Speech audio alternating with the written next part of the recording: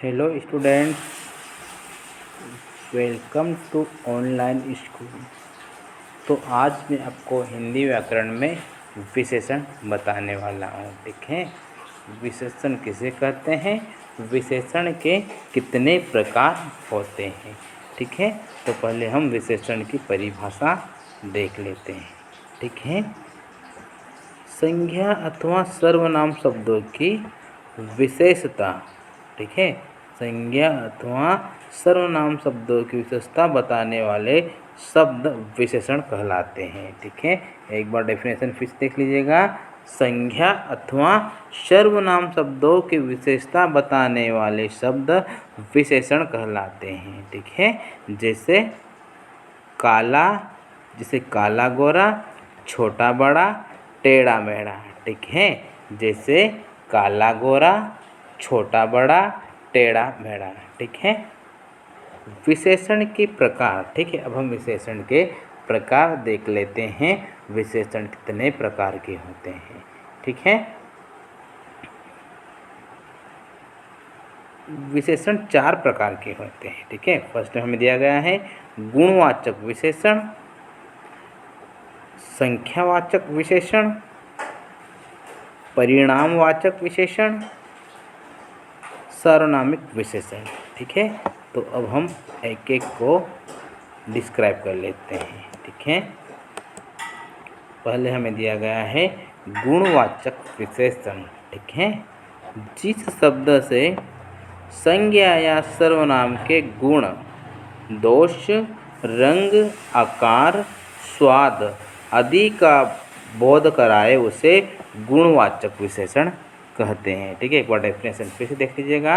जिस शब्द से संज्ञा या सर्वनाम के गुण, दोष, रंग, आकार, स्वाद आदि का बोध कराए उसे गुणवाचक विशेषण कहते हैं। ठीक है, गुणवाचक विशेषण के उदाहरण देख लेते हैं।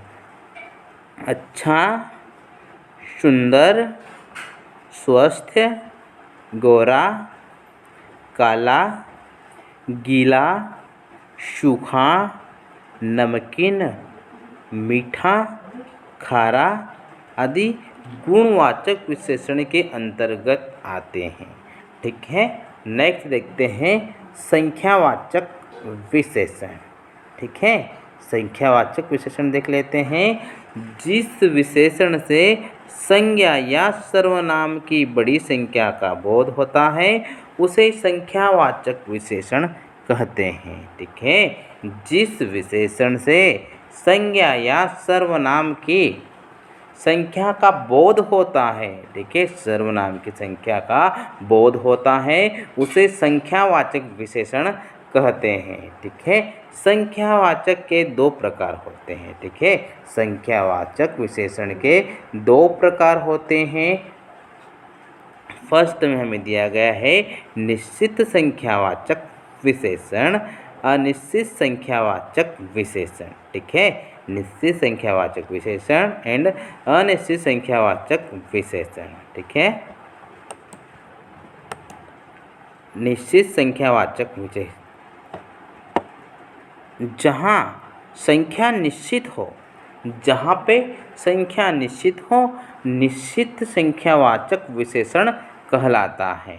ठीक है, जहाँ संख्या निश्चित हो, निश्चित संख्यावाचक विशेषण कहलाता है। जैसे 7 कलम 4 बैग। ठीक है, जैसे कि 7 कलम 4 बैग।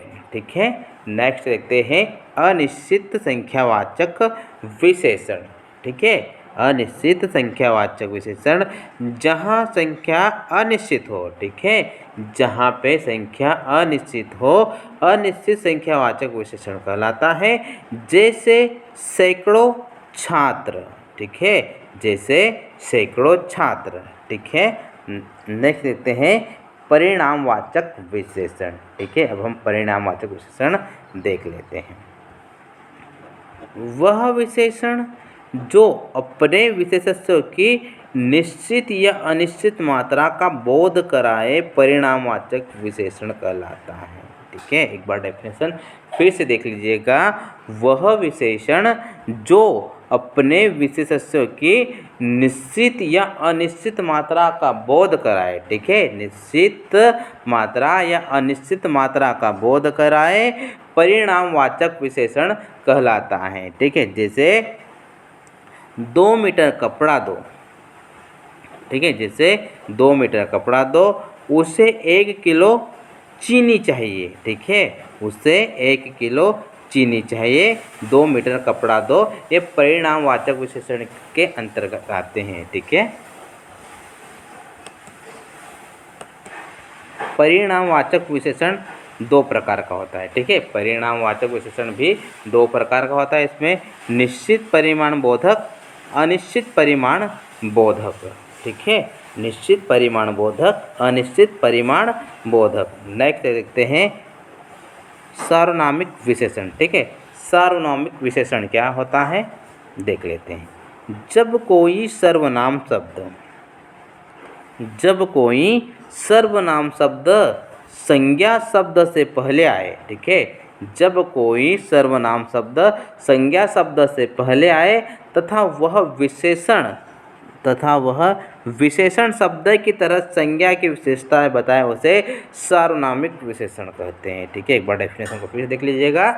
जब कोई सर्वनाम शब्द संज्ञा शब्द से पहले आए। ठीक है, संज्ञा शब्द से पहले आए तथा वह विशेषण शब्द की तरह संज्ञा की विशेषता बताए, विशेषण शब्द की तरह संज्ञा की विशेषताएं बताए, उसे सार्वनामिक विशेषण कहते हैं। ठीक है।